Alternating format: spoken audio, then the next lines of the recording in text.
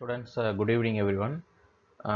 இப்போ பார்த்தீங்க அப்படின்னா இது எதுக்கு அப்படிங்கும்போது இந்த நீட்டில் வந்து கொஸ்டின்ஸ் வந்து நமக்கு என்னென்ன ஃபார்மெட்லாம் வந்து கேட்குறாங்க அப்படிங்கிறது தான் வந்து பார்க்குறோம்.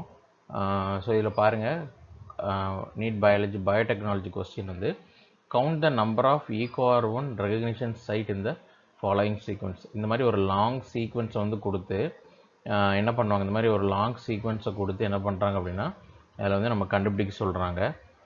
நீங்கள் வந்து இதில் வந்து EcoR1 ரெகக்னிஷன் சைட் என்னன்னு நமக்கு தெரியும் இல்லையா, GAATTC.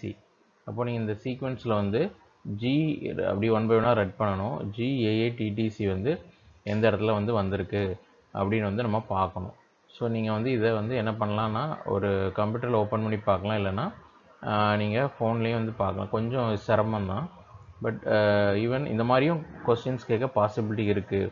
அப்படிங்கிறனால இதை வந்து இந்த மாதிரி கொஸ்டின்ஸை வந்து போடுறான். இதுக்கப்புறம் இதே மாதிரி பயோடெக்னாலஜியில் என்னென்ன விதமான கொஸ்டின்ஸ் கேட்கலாம் அப்படிங்கிறதும் இருக்குது. ஸோ நீங்கள் என்ன பண்ணுங்கள் அப்படின்னா இதை அனாலிசிஸ் பண்ணி எத்தனை ரெகக்னிஷன் சைட்டு கவுண்ட் வந்து எத்தனை வந்திருக்கு அப்படிங்கிறத நீங்கள் வந்து கமெண்ட் பாக்ஸில் போட்டு விடுங்க. Thank you students.